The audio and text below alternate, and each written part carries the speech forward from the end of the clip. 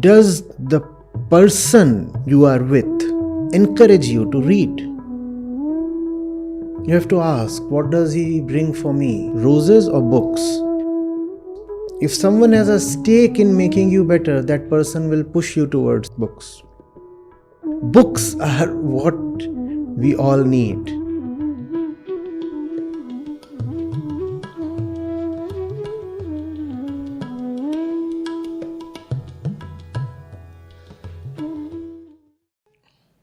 Mutasim.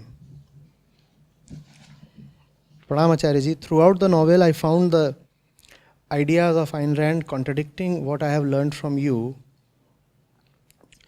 as well as the general idea of non-dual philosophy I have gathered so far. Please help me see the concurrence, if any, between the following statements by Rand and your teachings. And then, then Mutassim has quoted some 6 statements from Ayn Rand that he finds to be contradictory with what I say, what the Buddha says, with what the entire Advait philosophy says.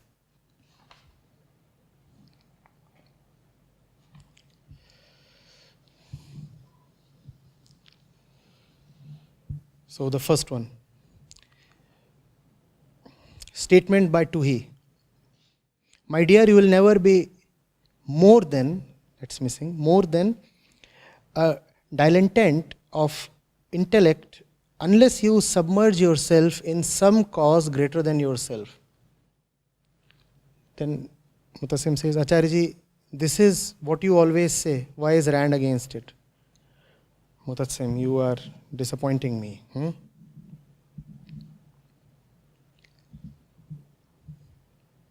And then at other places you are saying, oh, what is evil about this? So easily confused. When your question came,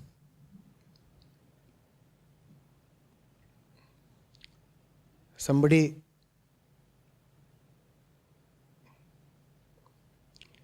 felt impressed and said, see, such a deep question by a 17-year-old. How can a 17-year-old think like this? Now I feel like saying, yes, how can a 17-year-old think like this? So Tuhi says, submerge yourself in some cause greater than yourself. That's what I have said, that's what all saints have said. But what is that cause greater than yourself? Is it to submerge yourself in the common mediocrity? Is that what the saints have been teaching you all along, Mutassim? And you have been in this since at least an year now. Is this what you have learned, that the saints are telling you to become part of the masses? What was Tuhi always saying?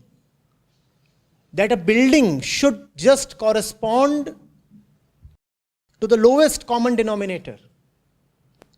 When he writes his sermons in stone, he says, it is architecture for all.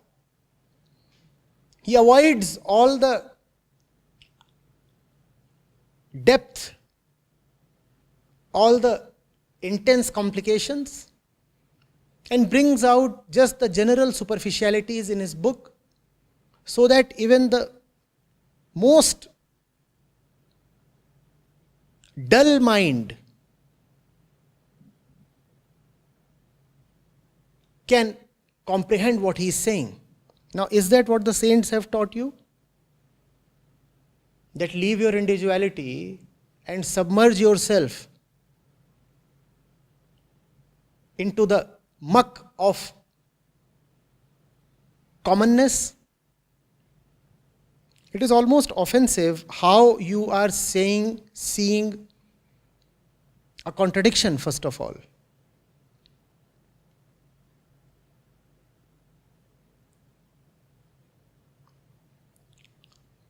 Tuhi is against all excellence.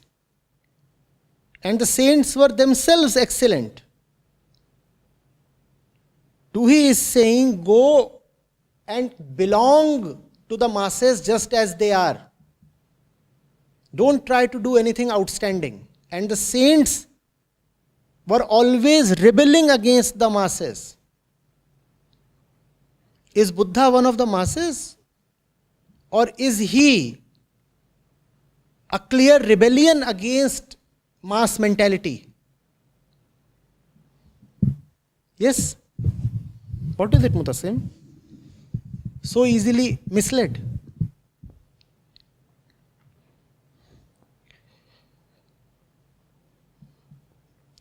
Then, at another point too, he tells Keating, you must stop wanting anything. You must forget how important Miss Catherine is. Now the context is that Keating loves Catherine. Keating loves Catherine. And too, he is telling Keating that he must forget the one he loves. And then Mutassim proposes, Acharya Ji, but what Tuhi is saying is in accordance with Buddha's teachings. You will have to come and educate me, Mutassim. How is this in accordance with Buddha's teachings? And which version of Buddha's teachings are you exactly reading?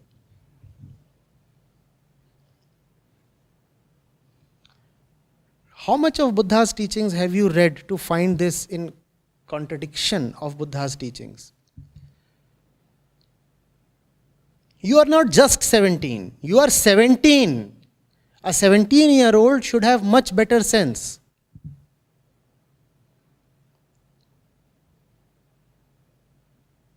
See what Tuhi is doing.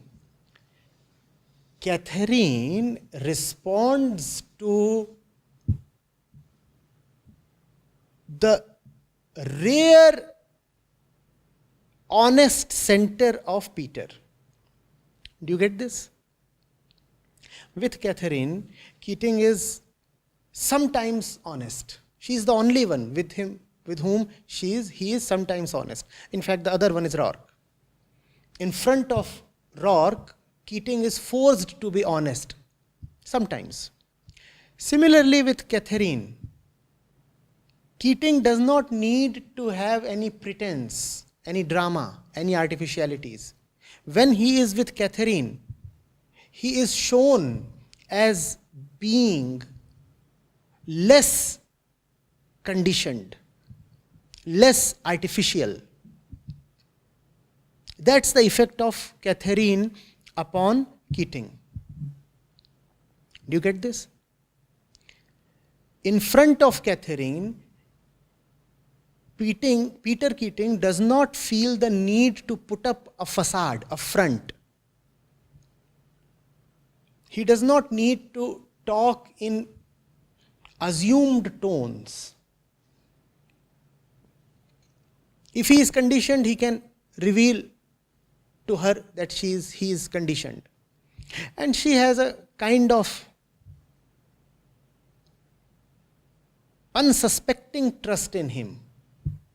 Sometimes he doesn't show up for weeks, sometimes he doesn't show up for months, and she does not even bother to inquire. That is the nature of the relationship. It may not be a relationship as high as the skies, but in context of Peter Keating, this relationship is the highest relationship that he has.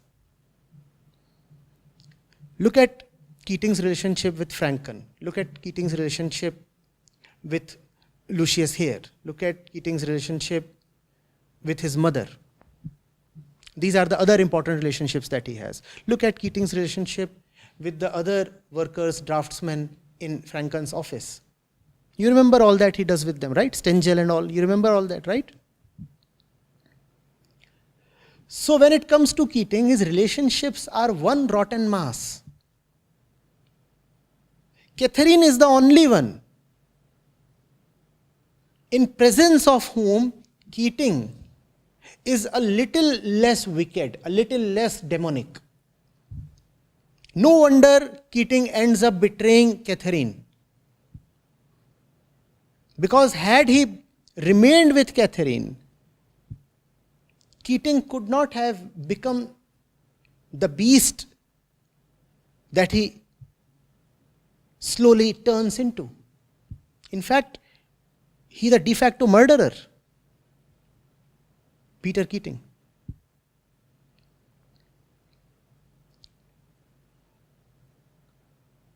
Now what is Toohey doing? Toohey is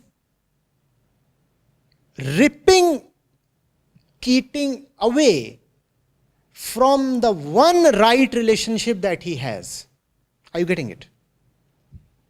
If there is one right relationship in Keating's life, it is his relationship with Catherine. And not that this relationship is absolutely right. It's just that it is the relatively highest relationship that he has compared to his other relationships. Toohey is striking at the best that Keating has. Catherine is the best that Keating has. Therefore, Keating's mother does not like Catherine. Don't you see that?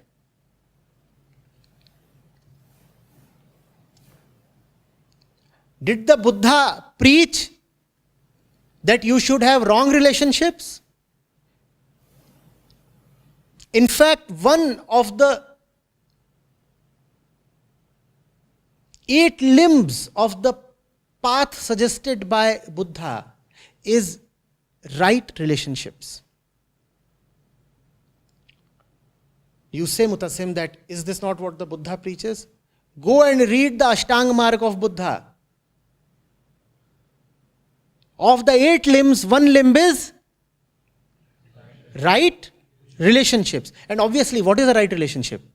That which does not condition you further. That which returns you to your pure self. Is that not what a right relationship is? So the Buddha is preaching, have right relationships. And Toohey is breaking the right relationship that Keating has. And Mutassim is wondering whether the Buddha was actually Toohey. What are you doing, Mutassim? It's mathematically clear. Buddha says, have right relationships. Right relationship of Peter Keating is with Catherine. Toohey does not want that relationship. He wants to break that relationship. How is then Toohey similar to Buddha, Mutassim?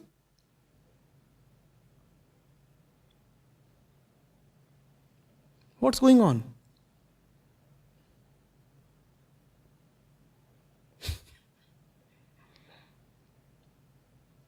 Teenagers will be teenagers, huh?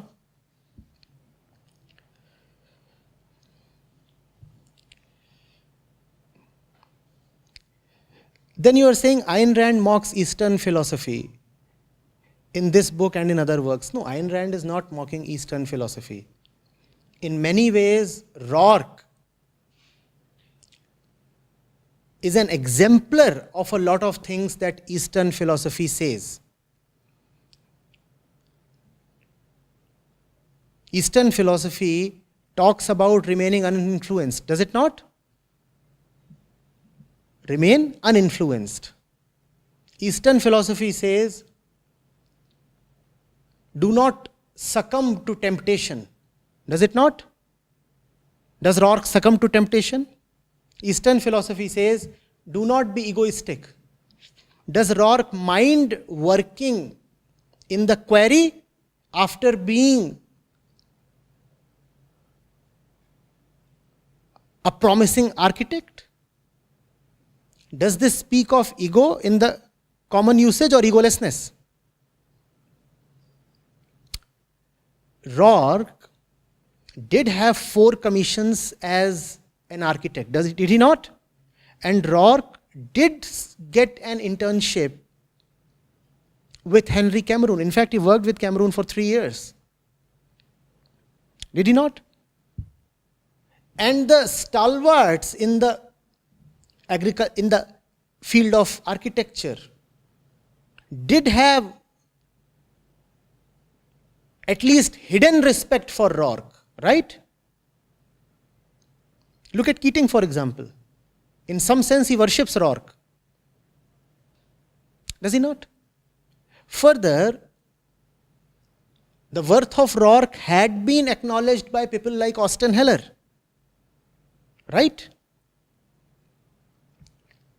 So Rourke did have some standing as an architect. It's not that he had been totally dumped into the mud by the world.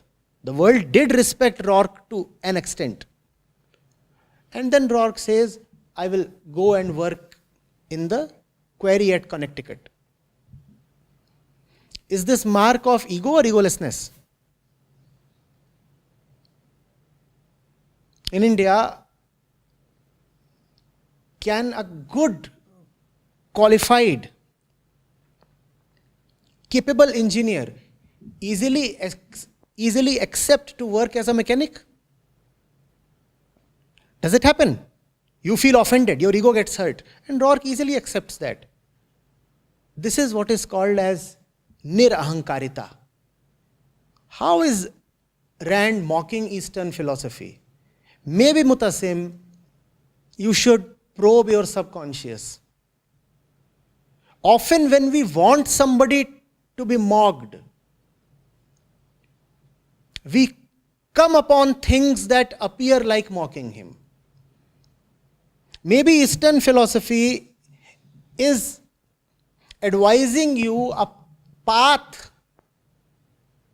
free of titillation, a path that demands some renunciation, and your teenage mind is feeling afraid of that path. So subconsciously your mind is searching for ways to escape from the East. Ayn Rand is not at all against the East. Maybe superficially at places she appears to be, but not at all. Does she not say that the mouth of Rourke, that the face of Rourke was either the face of a saint or an executioner? The face of a saint or an executioner? In her own words, she has compared Rourke to a saint. And you are saying, oh, Ayn Rand is mocking the East.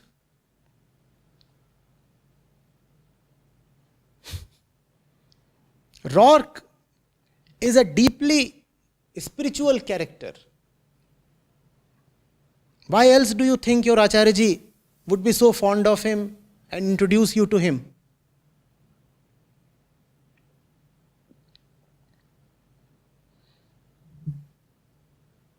Are you getting it?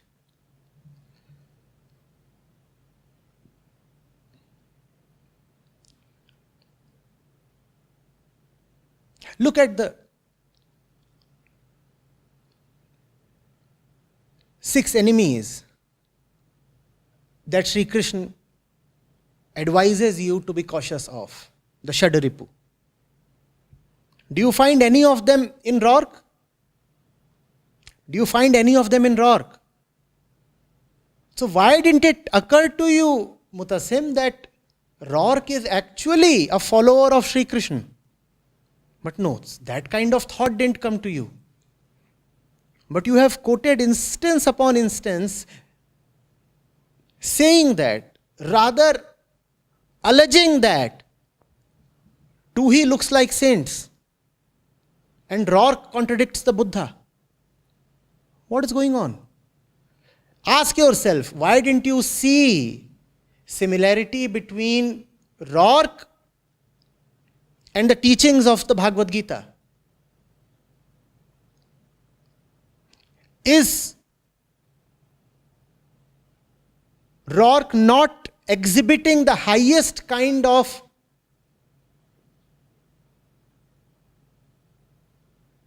desireless action?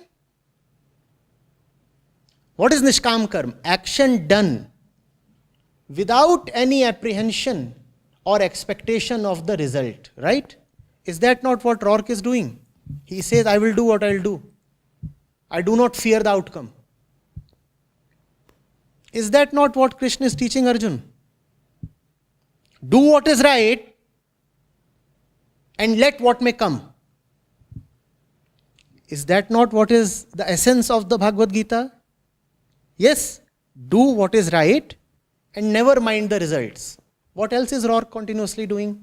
Do what is right and never mind the results. And you are saying, no, but Rand appears like mocking Eastern philosophy. Watch out! These are ominous portents. Something within you might be itching to get rid of the East, Mutasim. And if something within you is determined to get rid of the East, sooner than later you will find some excuse to get rid of me and this course.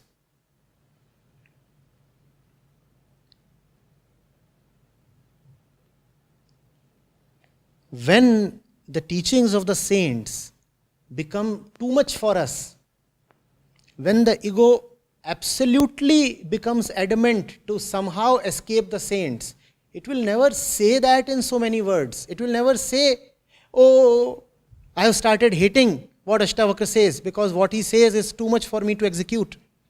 So I am quitting Acharya Ji, I am quitting MAG. The ego will find some other pretext, some other excuse. But the central reason is always one. You have hit a roadblock. It's a cul-de-sac. You do not want to proceed any further. So you will come up with some reason and get lost. These are not the right signs. Then you say, he says, you must tell people that they will achieve a superior kind of happiness by giving up everything that makes them happy. Then he says, he uses big and vague words like universal harmony, eternal spirit, divine purposes, nirvana. And then his question is, why does Ayn Rand think of nirvana to be unreal? This is further supported by Ayn Rand saying that she does not believe that anything beyond reason exists. Then she says man's mind, reason is his only means of perceiving reality. Isn't this blasphemous? Don't we regard the mind to be absolutely limited, incapable of the perception of God? Is Ayn Rand saying that the mind is the authority when it comes to the beyond? Ayn Rand is absolutely silent on the existence of God. She is not supporting the idea of God, nor is she contradicting it. Even if she is contradicting the idea of God, it is the common idea of God. And I repeat, every idea of God deserves to be contradicted. What else was the Buddha doing? What else are the Upanishads doing? What else is J. Krishnamurti doing? What else am I doing? Contradicting your ideas of God. Have I not said 1,000 times that God is not to be talked of? That's what Ayn Rand is doing, not talking of God. Then you say, why does Ayn Rand think that nirvana is unreal? Yes, the more you talk of nirvana, the more unreal it is.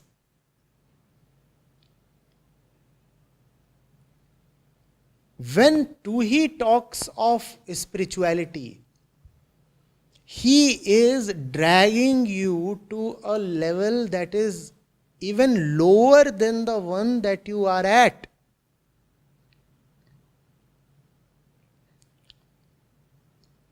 The saints say, give up your individuality and rise, because your individuality is contaminated with effects from the body and society. Do you get this? As we stand, what we call as our individuality, is it pure? When I say I want something, is it a pure expression of your individual self? Our individuality is contaminated. What contaminates it? The body and the society. They contaminate our sense of I.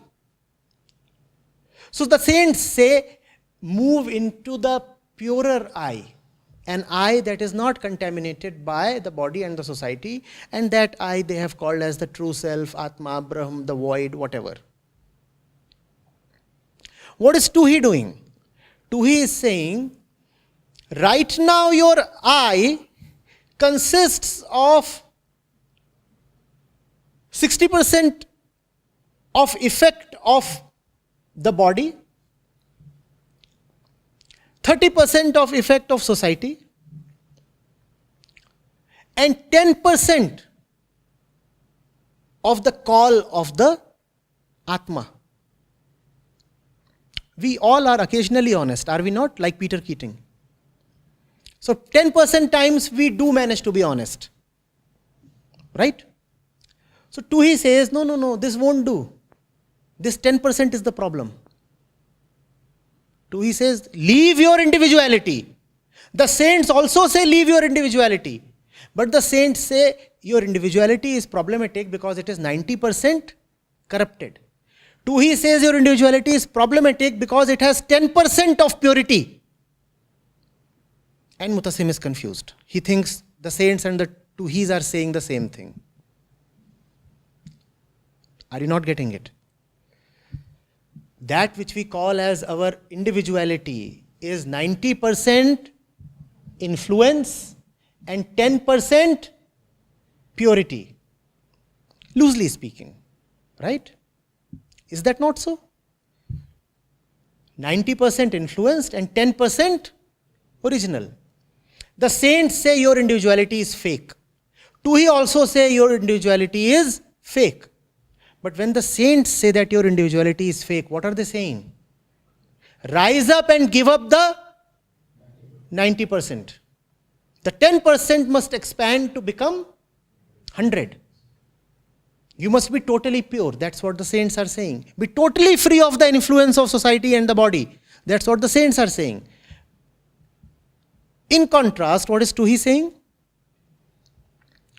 Oh, 90% you are all right, but still occasionally 10% Peter, you sometimes have rare attacks of honesty. These attacks of honesty won't do. You have to become 100% conditioned, fall to the level of masses. Become totally socially conditioned. That's what Tuhi is saying. So the difference is obvious. Tuhi is sounding like saints only to the extent that he is saying that your individuality is false. Tuhi is sounding like saints only to the extent that he says that you must give up this individuality. But after that, there is a dimensional difference. The saints want you to rise. Tuhi wants you to fall. The saints say, don't be a victim to the body and society. Tuhi says, be a total slave to the society. How are you seeing a commonality between saints and Tuhi? I really wonder. I'll tell you why you are seeing that. Because your knowledge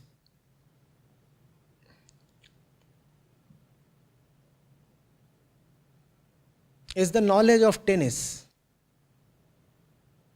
of the crowds watching in the stadium.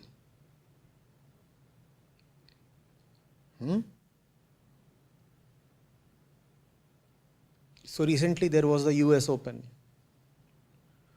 I watched the finals. Rafael Nadal versus Medvedev. It was an engaging final, 5-setter. Medvedev made a beautiful comeback after losing the first 2 sets. So there are the players in the middle, and there are just 2 players. And then there are the thousands that are just watching. And then on the court there are a few others. Who are they? The ball boys. The ones who are watching will never know what it means to strike the ball.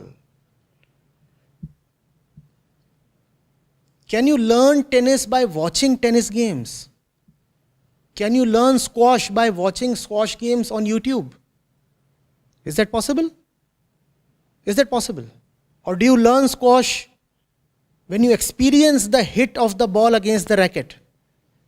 You learn squash when you know what it means to run to the front corner and back to the tee. By watching a game of squash, you will never know what it means to play a boast shot. The problem that you are facing, Muttasim, and most of my listeners and MAC participants are facing is, you are just watching from the stands. I am the player, I speak from my experience. The volunteers in the foundation are ball boys. They are present on the court, but they are not playing. But they help me in some sense. They bring the balls to me. When they bring the balls, I use the balls. They too are not playing, so they also do not know me completely. But they know me to some extent. As far as you and the YouTube audience is concerned, you will never know me. All you will have is words. Therefore, your conviction in respect of my teachings will always be very superficial. Any tuhi can shake you up. Any small bit of information can rattle you. Because you have just been watching from the stands. You really do not know what I mean when I say what I say. Only my heart knows what I mean when I say what I say. To know what the real meaning of my words is, you will have to come and play. That most of you dare not do. At most, you come and become ball boys. Even if you become ball boys, you will get some faint idea of what it means to be on the center court. Even that, most of you are not ready for. All you do is sit there up somewhere and clap. Do you know what it feels in the muscles when you hit that single-handed backhand? Do you know how it feels? You do not know. You only get to see what your eyes show you, a little bit, on the screen, on YouTube. You do not know what my interiors are like. Therefore, it is so easy to misinterpret me. On one hand, I am disappointed that you are having such basic confusions. On the other hand, I am grateful that you are honest enough to show these things to me. Because you are honest enough to show these things to me, it tells me of the futility of my work. It tells me that even if I keep barking my entire life, not many people are going to understand. You will never know what it means to serve at 100 miles an hour by sitting somewhere. You will never know.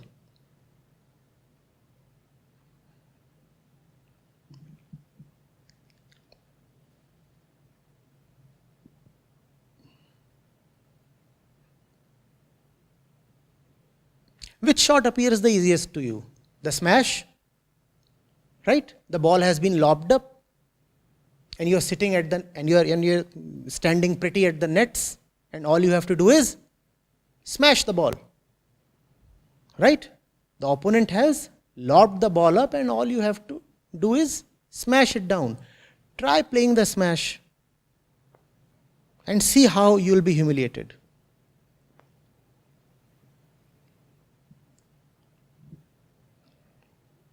You are mentioning the Buddha here. Are you sure, Muttasim, you have even read the Buddha properly? But look at the impetuous mind. Look at the gross insolence. You are so ready to drag the Buddha down to the level of Tuhi without even having taken the effort to go into what the Buddha says.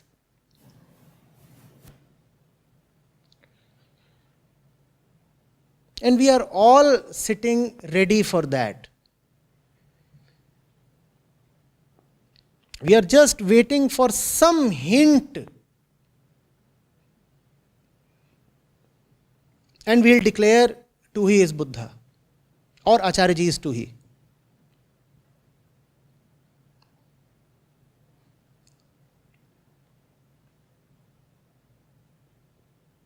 If that's what you are determined to do that quick and get lost. Save me my time.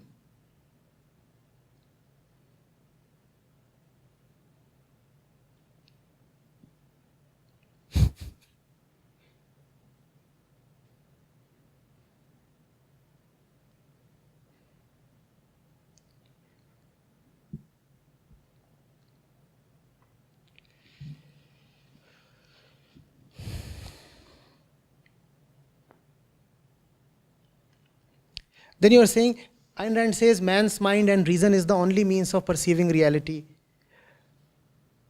Go to the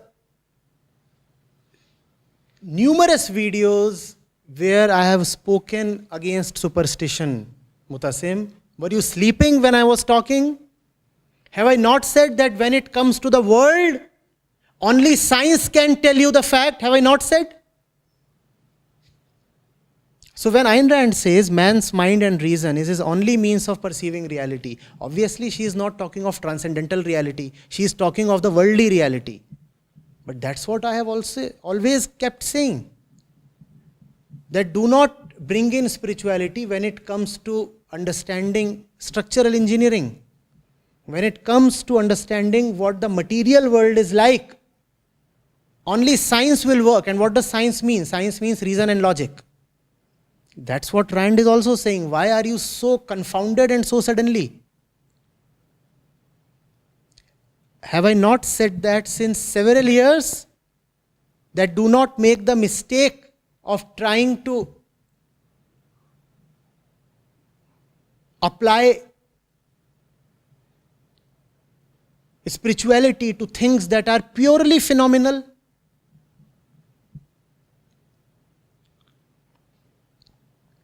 I think it was him who asked that day, Vivek, that does not the infinite expanse of the universe tell us about the infinity of Brahma? And I categorically told him that the universe might be tremendously huge, but it is still perceivable through the senses. And it is perceivable through the senses, therefore it is not in the same dimension as Brahma.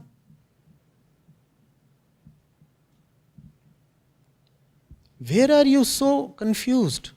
Obviously, man's mind and reason and logic is his only faculty when it comes to appreciating the world.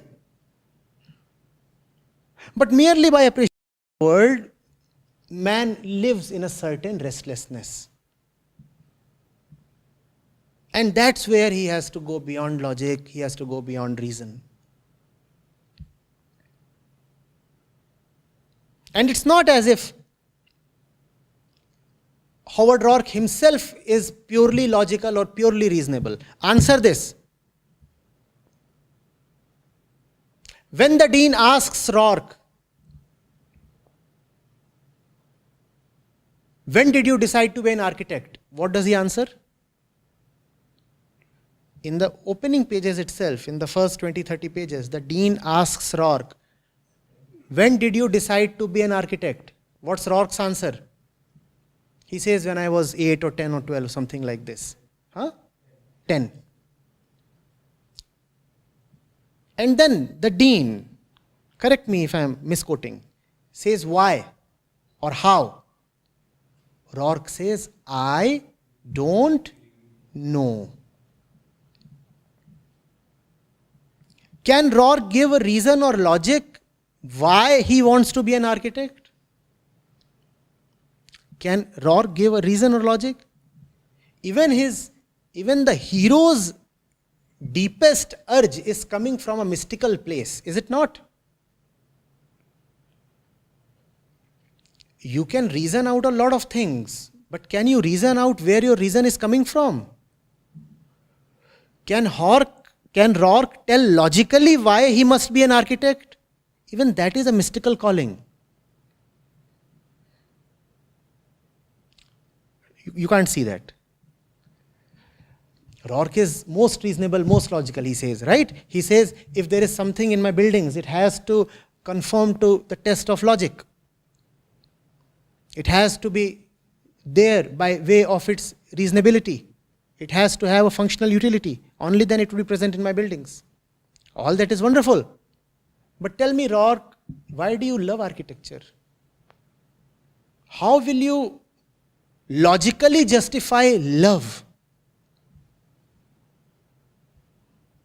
So Rourke is mystical, and only as mystical as the right one must be. Mysticism must guide the things of the heart. When it comes to the world, you must be guided by reason and logic, the mind. Obviously, that's true.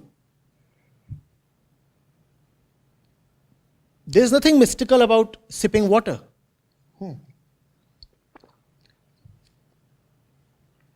This throat here felt a little parched. You can have a quotient of parchness and a red line in that quotient. The moment the parchness exceeded that quotient, some signal was relayed, material signal, mind you, material signal. Some material signal was relayed to the brain, and the brain said water, water, water, water. So the material hand went for the material tumbler and sipped some material water. Nothing mystical in this. There is nothing mystical in the ordinary phenomenal events of the day. But when it comes to the raison d'etre for life itself,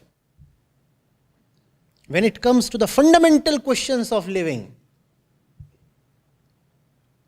logic will be clueless. Reason will be answerless.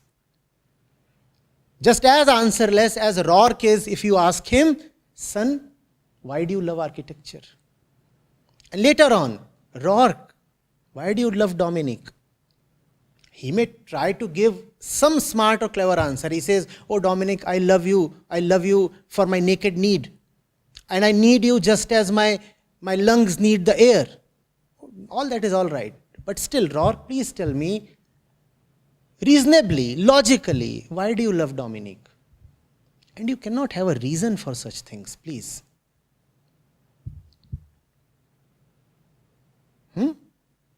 Why does the bulldog-faced workman Mike love Rourke? Tell me.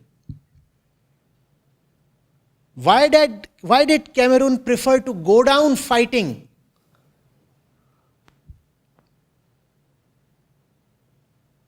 And not surrender?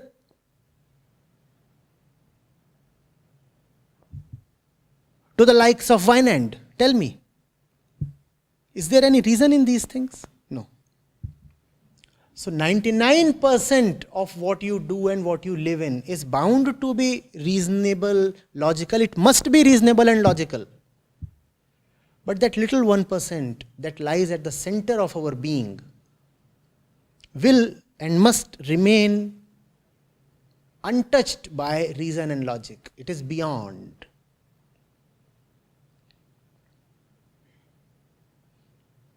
And I'm not saying this for the first time here. We have said this 100 times before. How did you miss it, Mitasim? Then he says, Ayn Rand says, achievement of your happiness is the only moral purpose of your life. Then he says, she's a proponent of pursuing happiness. But isn't the final stage the freedom from the desire to be happy? Is she suggesting that we chase happiness perpetually? And then if we do that, how will we be free of chasing? Much of objectivism seems so alien to what knowledge I have collected about spirituality.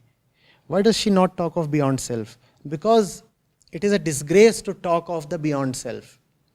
Because no teacher would ever like to talk of the beyond self.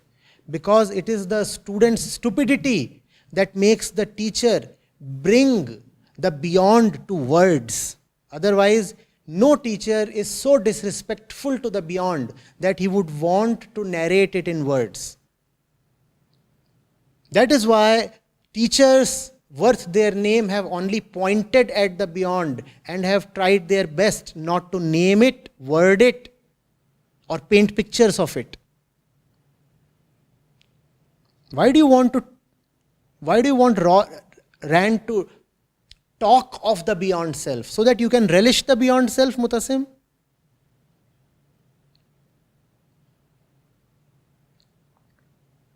Is the beyond a matter of talking? Can't you see beyondness in the life of Rourke? Can't you see beyondness in the stubbornness of Dominique? And if you can't see beyondness there, only then will you say, I need Rand to explicitly talk of beyondness. The moment beyondness becomes explicit, beyondness becomes vulgar. Have you such a vulgar taste, kid? Did the Buddha ever talk of God? Did Mahavir talk of God ever?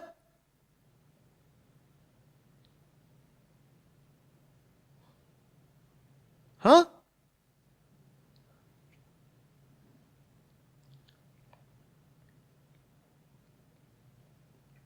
All the saints, without exception, have tried to point at something.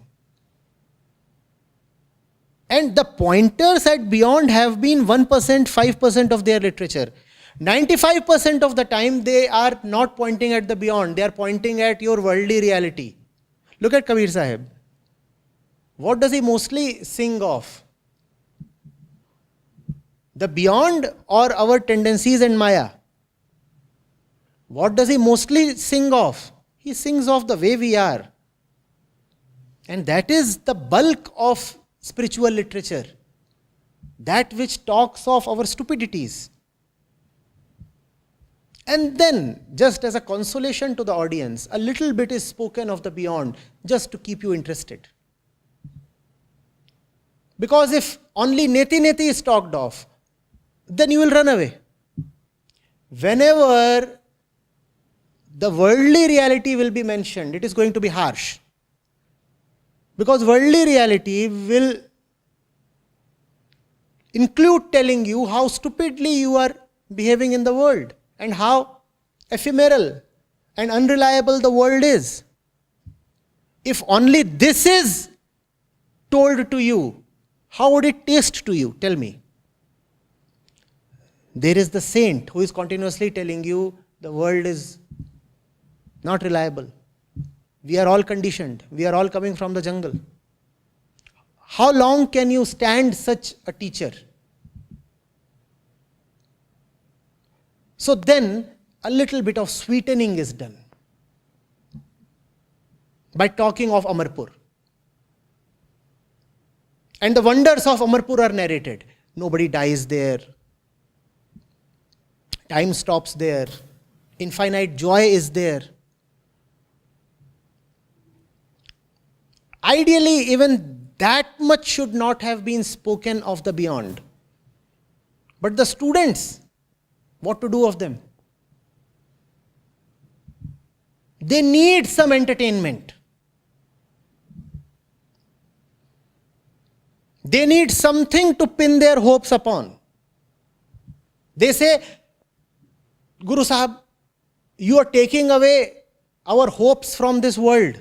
Give us something in return. Otherwise, how can we leave our stupidities? If you want us to drop our stupidities, give us some alternative, please. So then the alternative is given. The alternative is Satnam or Ram. But that alternative is given just because we are not courageous enough to drop the worthless and stand firm in a vacuum without any base. We need some consolation, some alternative. Has the consolation become so important, Mutasim, that now you are saying Ayn Rand is not talking of the beyond? That means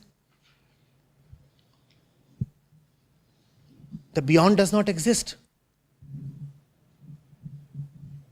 Finally, I say, No saint worth his salt wants to talk of the beyond. Living in beyondness is one thing. Talking of beyondness is anyway sacrilege.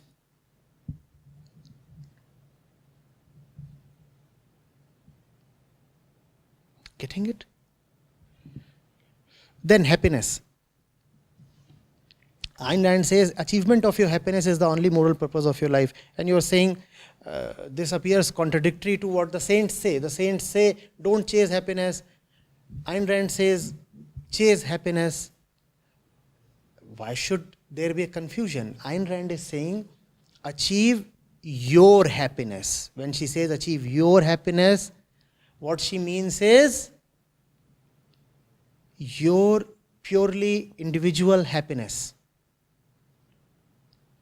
And what kind of happiness do the commons run after?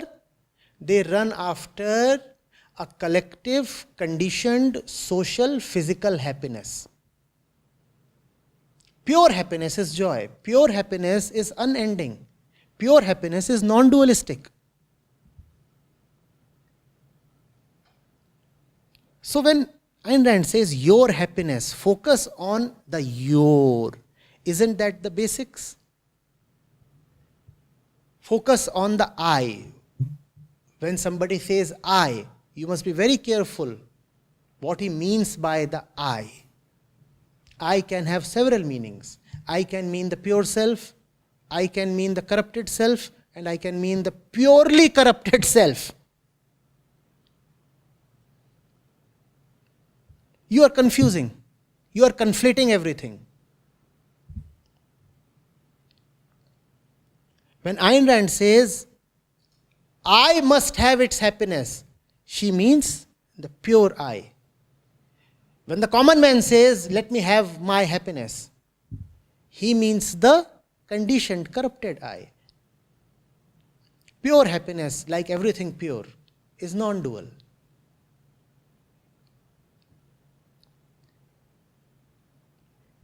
Getting it? How do you know that the pure happiness that Ayn Rand is talking of is non-dual? Because only the non-dual can be independent of the other. Doesn't Rourke exemplify a happiness that does not depend on the other? So that is non-dual happiness. At places, you must find as if Ayn Rand is teaching you the principles of Advaita. And that's what she is doing. But her language is different. It seems we are stuck up with the language.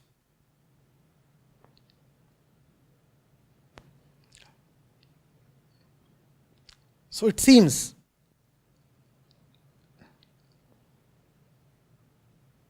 that I'm meeting my purpose in keeping the Fountainhead as the reading.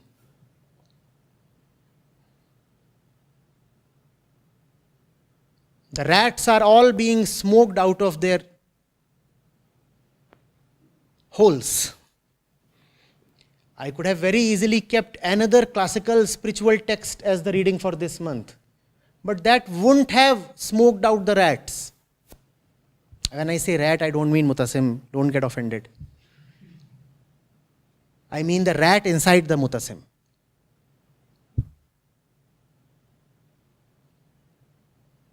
The Fountainhead is my way of bringing the hidden ones out.